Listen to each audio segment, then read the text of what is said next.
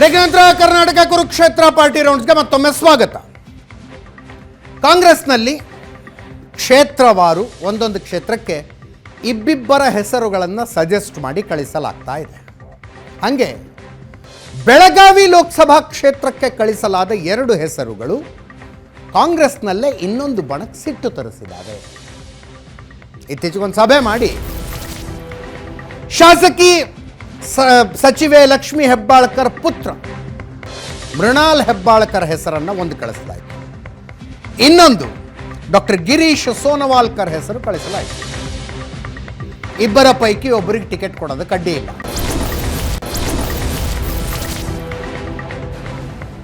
ಪ್ರಿಯಾಂಕಾ ಜಾರಕಿಹೊಳಿ ಹೆಸರು ಇದರಲ್ಲಿ ಯಾಕಿಲ್ಲ ಅಂತ ಸಿಟ್ಟು ಸತೀಶ್ ಜಾರಕಿಹೊಳಿ ಬೆಂಬಲಿಗರಿಗೆ. ಸಚಿವ ಸತೀಶ್ ಜಾರಕಿಹೊಳಿ ಬೆಂಬಲಿಗರಿಗೆ ನಿರೀಕ್ಷೆ ಇತ್ತು. ಸತೀಶ್ ಜಾರಕಿಹೊಳಿ ಪುತ್ರಿ ಪ್ರಿಯಾಂಕಾ ಜಾರಕಿಹೊಳಿ ಅವರ ಹೆಸರು ಲಿಸ್ಟ್ನಲ್ಲಿರುತ್ತೆ.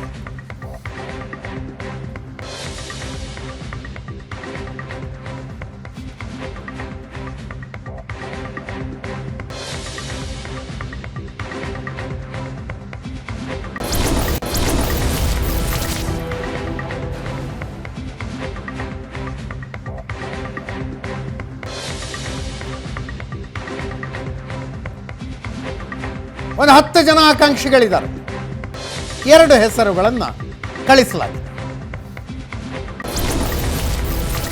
ನಮ್ಮ ಹೆಸರು ಸೇರಿಸಿ ಉಳಿದವರು ದುಂಬಾಲು ಬಿದ್ದಿದ್ದಾರೆ. ಈಗೇನು 2 ಹೆಸರು ಕಳಿಸಿದ್ರು ಅಂದ ಮಾತ್ರಕ್ಕೆ 2 ಪೈಕಿ ಒಂದು ಆಯ್ಕೆ ಆಗಲೇಬೇಕು ಅಂತೇನಿಲ್ಲ. ಇನ್ನೊಂದು ಪಟ್ಟಿ ಕಳಿಸಿ ಅಂತ ಪ್ರಿಯಾಂಕಾ ಜಾರಕಿಹೊಳಿ ಅವರ ಹೆಸರು ಹಾಕಿ ಇನ್ನೊಂದು ಪಟ್ಟಿ ಕಳಿಸಿ.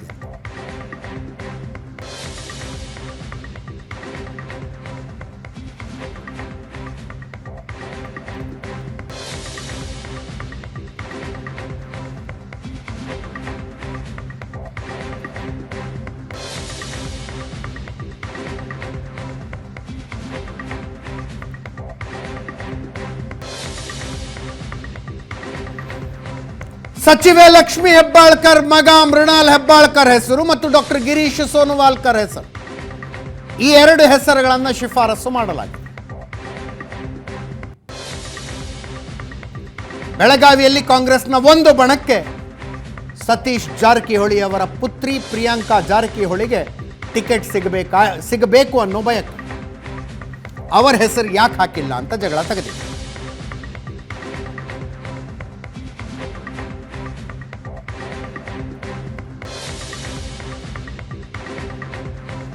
ಆಯೇಷಾ ಸನದಿ ಅಂತ ಸತೀಶ್ ಜಾರಕಿಹೊಳಿ ಬೆಂಬಲಿಗರು ಮಾತಾಡಿದ್ದಾರೆ, ಕೇಳಿಸ್ತಾರೆ.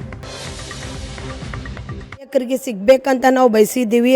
ನಮ್ಮ ಸತೀಶಣ್ಣ ಜಾರಕಿಹೊಳಿ ನಂತರ ಒಂದು ಒಳ್ಳೆಯ ಅಭಿವೃದ್ಧಿ ಮಾಡಲಿಕ್ಕೆ ಅಂತ ನಾವು ಒಂದು ಹೆಣ್ಣುಮಗಳಿಗೆ ಕೊಡಬೇಕಂತ.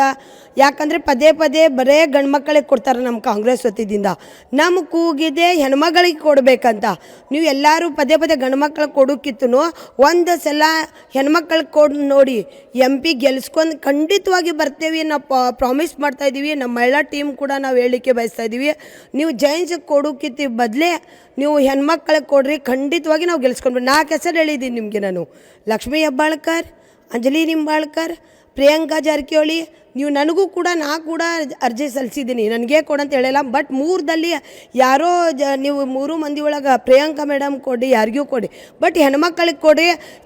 ನೀವು 50% ಹೆಣ್ಮಕ್ಳಿಗೆ ಅಂತ ಹೇಳಿ ನಮ್ಮನ್ನು ಕೊಟ್ಟಿದ್ದೀರಿ. ಇಷ್ಟು ವರ್ಷದಿಂದ ಎಲ್ಲಿಯೂ ನೀವು ಬೆಳಗಾವಿಗೆ ಹೆಣ್ಮಕ್ಳಿಗೆ ಕೊಟ್ಟಿಲ್ಲ. ಈ ಸಲ ನೀವು ಹೆಣ್ಮಕ್ಳಿಗೆ ಕೊಡಬೇಕಂತ ನಾನು ಬಯಸ್ತಾ ಇದ್ದೀನಿ. ಖಂಡಿತವಾಗಿ ಅವ್ರು ಕೊಟ್ಟರೆ ಗೆಲ್ಕೊಂಡು ಬರ್ತಾರೆ. ಎಷ್ಟು ಶಕ್ತಿ ಸತೀಶ್ ಜಾರಕಿಹೊಳಿ ಸಾಹೇಬ್ರಿಗಿದೆ, ಅಷ್ಟೇ ಶಕ್ತಿ ಪ್ರಿಯಾಂಕಾ ಜಾರಕಿಹೊಳಿಗೆ ಇದೆ ಅಂತ ನಾನು ಹೇಳಲಿಕ್ಕೆ ಬಯಸ್ತಾ ಇದ್ದೀನಿ. ನಮ್ಮ ನಾಯಕರಿಗೆ ನಮ್ಮ ಬೆಳಗಾವಿ ರಿಪೋರ್ಟರ್ ಅನಿಲ್ ಕಾಜ್ಗಾರ್ ಮತ್ತು ನನ್ನ ಕೊಲ್ಲಿಗೆ ಪ್ರಶಾಂತ್ ನಾಥ್ ಇಬ್ಬರು ಕೂಡ ಮತ್ತೊಮ್ಮೆ ನನ್ನನ್ನು ಜಾಯ್ನ್ ಆಗಿದ್ದಾರೆ. ಪ್ರಶಾಂತ್, 10 ಜನ ಆಕಾಂಕ್ಷಿಗಳಂತೆ ಬೆಳಗಾವಿಗೆ. ಅದಿತ್ತು ಅಂತಿಮವಾಗಿ ಸಿದ್ದರಾಮಯ್ಯ ಮತ್ತು DK ಶಿವಕುಮಾರ್, ಸತೀಶ್ ಜಾರಕಿಹೊಳಿ ಮತ್ತು ಲಕ್ಷ್ಮೀ ಹೆಬ್ಬಾಳ್ಕರ್ ಅವರನ್ನು ವಿಶ್ವಾಸಕ್ಕೆ ತೆಗೆದುಕೊಂಡು ಯಾರನ್ನು ಆಯ್ಕೆ ಮಾಡ್ತಾರೆ ಅನ್ನೋದು ಮುಖ್ಯ ಆಗುತ್ತೆ. ನನಗನ್ಸು ಫೈನಲಿ ಸತೀಶ್ ಜಾರಕಿಹೊಳಿನೇ ಕ್ಯಾಂಡಿಡೇಟ್ ಆಗಿಬಿಡ್ತಾರ ಅಂತ.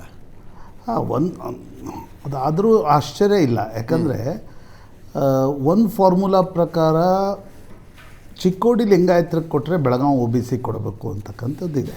ಓಕೆ. ಹೀಗಾಗಿ ಈಗ ಚಿಕ್ಕೋಡಿಯಲ್ಲಿ ಪ್ರಕಾಶ್ ಹುಕ್ಕೇರಿ ಅವ್ರು ಕೊಡೋದಾದರೆ ಅಥವಾ ರಮೇಶ್ ಕತ್ತಿ ಹೆಸರಿತ್ತು, ಬಟ್ ರಮೇಶ್ ಕತ್ತಿ ಅದನ್ನು ಡಿನೈ ಮಾಡ್ತಿದ್ದಾರೆ. ನಾನು ಕಾಂಗ್ರೆಸ್ಗೆ ಯಾವುದೇ ಕಾರಣಕ್ಕೆ ಹೋಗೋಲ್ಲ ಅನ್ನೋದನ್ನು ಬೆಳಗಾವಿಯಲ್ಲಿ ಒ ಬಿ ಸಿ ಕೊಡಬೇಕಾಗತ್ತೆ. ನೀವು ಹೇಳಿದಂತೆ ಸತೀಶ್ ಜಾರಕಿಹೊಳಿ ಕೊಟ್ಟು ಅಂತ ಹೇಳ್ತಾ ಇದ್ದೀನಿ ನಾನು. ಕೊಟ್ಟು ಆ ಕ್ಷೇತ್ರವನ್ನು ಮರಳಿ ಬಿ ಜೆ ಪಿ ಗೆದ್ದರೆ ಸತೀಶ್ ಜಾರಕಿಹೊಳಿರ ಪ್ರತಿಷ್ಠೆಗೆ ಧಕ್ಕೆ ಆಗುತ್ತೆ.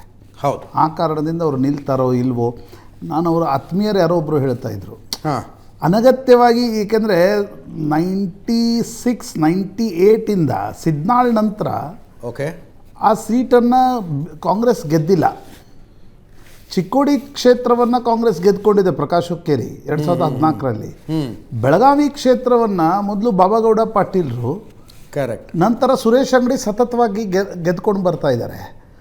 ಅನಗತ್ಯವಾಗಿ ಸತೀಶ್ ಜಾರಕಿಹೊಳಿ ನಿಂತು ಚುನಾವಣೆ ಸೋತ್ರೆ, ನೀವು ಕಳೆದ ಬಾರಿ ಮಂಗಳ ಅಂಗಡಿಯವರ ವಿರುದ್ಧ ನಿಂತು 2000ರಲ್ಲಿ ಸೋತಂಗೆ ಈ ಬಾರಿ ಏನಾದರೂ ಆ ರೀತಿ ಆದರೆ ಅದು ಅನಗತ್ಯವಾಗಿರ್ತಕ್ಕಂಥ, ಯಾಕಂದರೆ ಈಗಾಗಲೇ ಅವ್ರಿಗೆ ಡೆಪ್ಯೂಟಿ ಸಿ ಎಮ್ ಆಗಬೇಕು, ಸಿ ಎಮ್ ಆಗಬೇಕು ಅಂತಕ್ಕಂಥ ಪ್ರಯತ್ನವನ್ನು ಸತೀಶ್ ಜಾರಕಿಹೊಳಿ ಮಾಡ್ತಾಯಿದ್ದಾರೆ. ಹೀಗಾಗಿ ತಾವು ನಿಲ್ಲದೆ ತಮ್ಮ ಕ್ಯಾಂಡಿಡೇಟ್ ನಿಲ್ಲಿ ಅಂತಕ್ಕಂಥದ್ದು ಇರೋದು ಸ್ವಾಭಾವಿಕ. ಹೀಗಾಗಿ ನನಗನ್ಸುತ್ತೆ ಜಾರಕಿಹೊಳಿ ಮತ್ತು ಲಕ್ಷ್ಮೀ ಹೆಬ್ಬಾಳ್ಕರ್ ಮಧ್ಯೆ ಪ್ಯಾಕ್ಟಾಗಿ ಒಂದು ಕ್ಯಾಂಡಿಡೇಟನ್ನು ಆಯ್ಕೆ ಮಾಡ್ತಾರಾ, ಅಥವಾ ಸತೀಶ್ ಜಾರಕಿಹೊಳಿ, ಬಾಲಚಂದ್ರ, ಲಖನ್ ಮತ್ತು ರಮೇಶ್ ಜಾರಕಿಹೊಳಿ ಒಂದೇ ಪೇಜ್ನಲ್ಲಿ ಇರ್ತಾರೆ. ಅವ್ರು ಪಾಲಿಟಿಕ್ಸಲ್ಲಿ ಬೇರೆ ಬೇರೆ ಪಾರ್ಟಿಯಲ್ಲಿದ್ದರೂ ಒಂದೇ ಪೇಜ್ನಲ್ಲಿ ಇರ್ತಾರೆ, ಒಬ್ಬನೇ ಕ್ಯಾಂಡಿಡೇಟನ್ನು ಬೆಟ್ ಮಾಡಿರ್ತಾರೆ. ಹೀಗಾಗಿ ಹಾಗೇನಾದರೂ ಆದರೆ ಬಿ ಜೆ ಪಿಯಲ್ಲಿ ಯಾರು ಕ್ಯಾಂಡಿಡೇಟ್ ಆಗ್ತಾರೆ, ಕಾಂಗ್ರೆಸ್ಸಲ್ಲಿ ಯಾರು ಕ್ಯಾಂಡಿಡೇಟ್ ಆಗ್ತಾರೆ ಅನ್ನೋದು ಜಾರಕಿಹೊಳಿ ಕುಟುಂಬದ ಒಂದು ಪಾಲಿಟಿಕ್ಸ್ ಮೇಲೆ ಪರಿಣಾಮ ಬೀರ್ತಕ್ಕಂಥ ಅಂಶ, ಅಥವಾ ವೈಸ್ ವರ್ಷ ಅಂತ ತೆಗೆದುಕೊಳ್ಳಿ. ನನಗನ್ಸುತ್ತೆ ಅದು ಅಷ್ಟೊಂದು ಸುಲಭ ಇಲ್ಲ. ಸತೀಶ್ ಜಾರಕಿಹೊಳಿ ಹೇಳ್ಬೋದು, ಇಲ್ಲ ಲಕ್ಷ್ಮೀ ಹೆಬ್ಬಾಳ್ಕರ್ ಅವರನ್ನೇ ಚುನಾವಣೆಗೆ ನಿಲ್ಲಿಸಿ ಅಂತ. ಲಕ್ಷ್ಮೀ ಹೆಬ್ಬಾಳ್ಕರ್ ಹೇಳ್ಬೋದು, ಇಲ್ಲ ಸತೀಶ್ ಜಾರಕಿಹೊಳಿ ಅವರನ್ನೇ ಚುನಾವಣೆಗೆ ನಿಲ್ಲಿಸಿ ಅಂತ. ಬಟ್ ನನಗನ್ಸುತ್ತೆ ಅವರಿಬ್ಬರು ನಿಲ್ಲಕ್ಕೆ ತಯಾರಾಗಲ್ಲ, ಅನ್ಲೆಸ್ ಹೈಕಮಾಂಡ್ ತುಂಬ ಪ್ರೆಷರೈಸ್ ಮಾಡಿದೆ. ಯಾಕಂದರೆ ಅವು ಇಬ್ಬರು ಎರಡು ಬಣಗಳಿವೆ and they are directly connected to the Bengaluru politics. Siddaramaiah versus D K Shivakumar. ಆ ಕಾರಣದಿಂದ ಇಷ್ಟು ಬೇಗ ಈ ಸೀಟ್ ನಿರ್ಧಾರ ಆಗುತ್ತೆ ಅಂತ ನನಗನ್ಸಲ್ಲ. ಇನ್ನಷ್ಟು ಬಿ ಜೆ ಪಿ ಕ್ಯಾಂಡಿಡೇಟ್ ಯಾರು, ಮಂಗಳ ಅಂಗಡಿನೇ ಇರ್ತಾರ, ಜಗದೀಶ್ ಶೆಟ್ಟರ್ ಬರ್ತಾರ, ಇದರ ಮೇಲೆ ಕಾಂಗ್ರೆಸ್ ತನ್ನ ಕ್ಯಾಂಡಿಡೇಟನ್ನು ಅಂತಿಮವಾಗಿ ನಿರ್ಧರಿಸುತ್ತೆ ಅಂತ ಅನಿಸುತ್ತೆ. ಅನಿಲ್ ಕಾಜ್ಗಾರ್ ಇದ್ದಾರೆ ನಮ್ಮ ಜೊತೆಗೆ. ಅನಿಲ್, ಯಾರನ್ನ ಮಾಡ್ತೀರಿ ಕ್ಯಾಂಡಿಡೇಟು?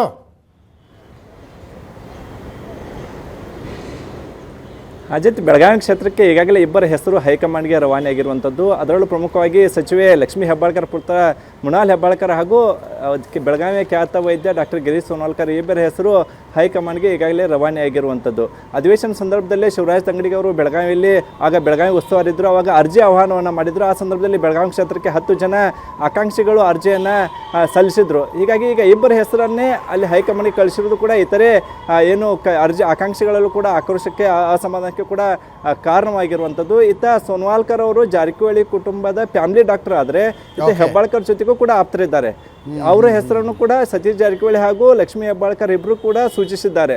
ಮತ್ತೊಂದೆಡೆ ಲಿಂಗಾಯತ ಕ್ಯಾಂಡಿಡೇಟ್ ಬೇಕನ್ನೋ ಕಾರಣಕ್ಕೆ ಈಗ ಮೃಣಾಲ್ ಹೆಬ್ಬಾಳ್ಕರ್ ಹೆಸರನ್ನು ಕೂಡ ರವಾನೆ ಮಾಡಿದ್ದಾರೆ. ಯಾಕಂದರೆ ಚಿಕ್ಕೋಡಿ ಕ್ಷೇತ್ರದಲ್ಲಿ ಅಹಿಂದ ಮತಗಳೇ ಜಾಸ್ತಿ ಇದ್ದಾವೆ. ಅಲ್ಲಿ ಒಂದೇನಾದರೂ ಅಹಿಂದ ಕ್ಯಾಂಡಿಡೇಟ್ ಏನಾದರೂ ಒ ಬಿ ಸಿ ಯಾರಾದರೂ ಕೊಟ್ಟರೆ ಇಲ್ಲಿ ಲಿಂಗಾಯತ ಕ್ಯಾಂಡಿಡೇಟ್ ಆಗಬೇಕನ್ನೋ ಕಾರಣಕ್ಕೆ ಮೃಣಾಲ್ ಹೆಸರನ್ನು ಶಿಫಾರಸು ಮಾಡಿದೆ. ಆದರೆ ಗಿರೀಶ್ ಸೋನಾಲ್ಕರ್ ಅವರು ಇತ್ತ ಸತೀಶ್ ಜಾರಕಿಹೊಳಿ ಅವರಿಗೂ ಆಪ್ತರಿದ್ದಾರೆ, ಲಕ್ಷ್ಮೀ ಹೆಬ್ಬಾಳ್ಕರ್ ಅವರು ಕೂಡ ಆಪ್ತರಿದ್ದಾರೆ. ಈ ಎಲ್ಲ ಬೆಳವಣಿಗೆಗಳ ಮಧ್ಯೆ ಇದೀಗ ಸತೀಶ್ ಜಾರಕಿಹೊಳಿ ಪುತ್ರಿಗೂ ಟಿಕೆಟ್ ಕೊಡಬೇಕು ಅಂತೇಳಿ ಅವರ ಬೆಂಬಲಿಗರು ಕೂಡ ಪಟ್ಟು ಹಿಡಿದಿರುವಂಥದ್ದು ಅಜಿತ್ ಸದ್ಯಕ್ಕೆ ಈಗ. Okay. So finally Satish Jarkiholi ಅವರೇ ಬಂದು ನಿಲ್ಲುವ ಸಾಧ್ಯತೆಯ ಬಗ್ಗೆ ಏನು ಮಾತಾಡ್ತಾರೆ ಬೆಳಗಾವಿಲಿ?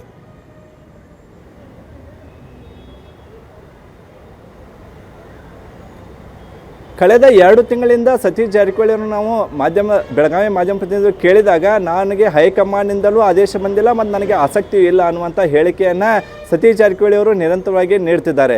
ಮತ್ತೊಂದೆಡೆ ಲಕ್ಷ್ಮೀ ಹೆಬ್ಬಾಳ್ಕರ್ ಅವ್ರನ್ನ ಕೇಳಿದ್ರು, ಲಕ್ಷ್ಮೀ ಹೆಬ್ಬಾಳ್ಕರ್ ನಾನು ಕೂಡ ಚುನಾವಣೆ ಸ್ಪರ್ಧೆ ಮಾಡೋದಿಲ್ಲ ಅನ್ನುವಂಥ ಮಾತನ್ನು ನೀಡ್ತಿದ್ದಾರೆ. ಆದರೆ ಕೆಲ ದಿನಗಳಿಂದ, ಅಂದರೆ ಒಂದು 15 ದಿನದಿಂದ ಪುತ್ರ ಮೃಣಾಲ್ ಹೆಬ್ಬಾಳ್ಕರ್ ಬೆಳಗಾವಿ ಕ್ಷೇತ್ರದ ಆಕಾಂಕ್ಷಿ ಇದ್ದಾರೆ ಅನ್ನುವಂಥ ಹೇಳಿಕೆಯನ್ನು ಸಚಿವೆ ಲಕ್ಷ್ಮೀ ಹೆಬ್ಬಾಳ್ಕರ್ ಅವರು ಕೊಡ್ತಿರುವಂಥದ್ದು. ಆದರೆ ಸತೀಶ್ ಜಾರಕಿಹೊಳಿ ಅವರು ಸುಮಾರು ಬಾರಿ ಹೇಳಿದ್ರು ಕೂಡ ನನಗೆ ಸ್ಪರ್ಧೆ ನೀಡುವಂತೆ ಹೈಕಮಾಂಡು ಹೇಳಿಲ್ಲ ಮತ್ತು ನನಗೆ ಆಸಕ್ತಿ ಇಲ್ಲ ಅನ್ನುವಂಥ ಹೇಳಿಕೆಯನ್ನು ನೀಡ್ತದೆ. ಆದರೆ ಹೈಕಮಾಂಡ್ ಸೂಚನೆ ನೀಡಿದರೆ ಚುನಾವಣೆ ಸಂದರ್ಭದಲ್ಲಿ ಗೆಲ್ಲೇಬೇಕಂತ ಅನಿವಾರ್ಯತೆ ಬಂದಾಗ, ಯಾಕಂದ್ರೆ ಜಿಲ್ಲಾ ಕಳೆದ 25 ವರ್ಷಗಳಿಂದ ಸತೀಶ್ ಜಾರಕಿಹೊಳಿ ಸಕ್ರಿಯ ರಾಜಕಾರಣದಲ್ಲಿದ್ದಾರೆ, ಜಿಲ್ಲೆಯಲ್ಲಿ ವರ್ಚಸ್ಸು ಇರುವಂಥದ್ದು, ಶುದ್ಧ ರಾಜಕಾರಣಿ ಇದ್ದಾರೆ, ಸಂಭಾಯಿತರಿದ್ದಾರೆ. ಈ ಕಾರಣಕ್ಕೆ ಸತೀಶ್ ಜಾರಕಿಹೊಳಿ ನಿಲ್ಲಬೇಕು ಅಂತೇಳಿ ಹೈಕಮಾಂಡ್ ಸೂಚನೆ ನೀಡಿದರೆ ಆವಾಗ ಅನಿವಾರ್ಯವಾಗಿ ಸತೀಶ್ ಜಾರಕಿಹೊಳಿ ಯಾವ ತೀರ್ಮಾನ ಕೈಗೊಳ್ತಾರೆ ಎಂಬುದು ಕೂಡ ಈಗ ಕುತೂಹಲ ಇರುವಂಥದ್ದು. ಆದರೆ ಲೋಕೋಪಯೋಗಿ ಇಲಾಖೆ ಅಂತ ದೊಡ್ಡ ಖಾತೆಯನ್ನು ವಹಿಸ್ಕೊಂಡಂಥ ಸತೀಶ್ ಜಾರಕಿಹೊಳಿ ನಿಲ್ಲಬಾರ್ದು ಅನ್ನುವಂಥದ್ದು ಅವರ ಬೆಂಬಲಿಗರ ಇರ್ತಕ್ಕಂಥ ಬೇಡಿಕೆ. ಸತೀಶ್ ಜಾರಕಿಹೊಳಿ ರಾಷ್ಟ್ರ ರಾಜಕಾರಣಕ್ಕೆ ಹೋಗಬಾರ್ದು, ಬೇಕಾದರೆ ನೀವು ನಿಲ್ಲಿಸೋದಾದರೆ ಇನ್ನೊಬ್ಬರು ಸಚಿವೆ ಇದ್ದಾರೆ ಲಕ್ಷ್ಮೀ ಹೆಬ್ಬಾಳ್ಕರ್ ನಿಲ್ಲಿಸಿ ಅನ್ನುವಂಥ ಆಗ್ರಹವನ್ನು ಮಾಡ್ತಿದ್ದಾರೆ. ಕಳೆದ 2-3 ದಿನಗಳ ಹಿಂದಷ್ಟೇ ಸತೀಶ್ ಜಾರಕಿಹೊಳಿ ಆಪ್ತರು ಕೂಡ ಇದು ಸುದೀರ್ಘವಾದ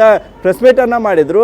ಒಂದು ವೇಳೆ ಸತೀಶ್ ಜಾರಕಿಹೊಳಿ ಅವರಿಗೆ ನೀವು ಟಿಕೆಟನ್ನು ಕೊಟ್ಟರೆ ನಾವು ಡೆಲ್ಲಿ ಚಲುವನ್ನು ಮಾಡ್ತೀವಿ, ಬೆಂಗಳೂರು ಚಲುವನ್ನು ಮಾಡ್ತೀವಿ, ಹೈಕಮಾಂಡ್ಗೆ ಎದುರು ಹೈಕಮಾಂಡ್ ನಿರ್ಧಾರದ ವಿರುದ್ಧ ಪ್ರತಿಭಟನೆ ನಡೆಸ್ತೀವಿ ಅನ್ನುವಂಥ ಎಚ್ಚರಿಕೆಯನ್ನು ಕೂಡ ಅವರ ಬೆಂಬಲಿಗರು ನೀಡಿರುವಂಥದ್ದು. ಆದರೆ ಹೈಕಮಾಂಡ್ ನಿರ್ಧಾರಕ್ಕೆ ಸತೀಶ್ ಜಾರಕಿಹೊಳಿ ಅವರು ಯಾವ ತೀರ್ಮಾನ ಕೈಗೊಳ್ತಾರೆ ಎಂಬುದು ಕೂಡ ಈಗ ಕುತೂಹಲ ಮೂಡಿಸಿರುವಂಥದ್ದು. Let us see. Thank you so much Anil Kajgar. Thank you Prashant. ಇದರೊಂದಿಗೆ ಇವತ್ತಿನ ಕರ್ನಾಟಕ ಕುರುಕ್ಷೇತ್ರ ಪಾರ್ಟಿ ರೌಂಡ್ಸ್ ಮುಗಿಸ್ತಾ ಇದ್ದೀನಿ.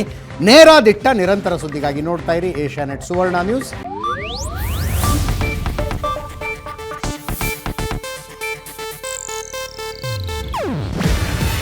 ಇದು ಏಷ್ಯಾನೆಟ್ ನ್ಯೂಸ್ ನೆಟ್ವರ್ಕ್ ಪ್ರಸ್ತುತಿ.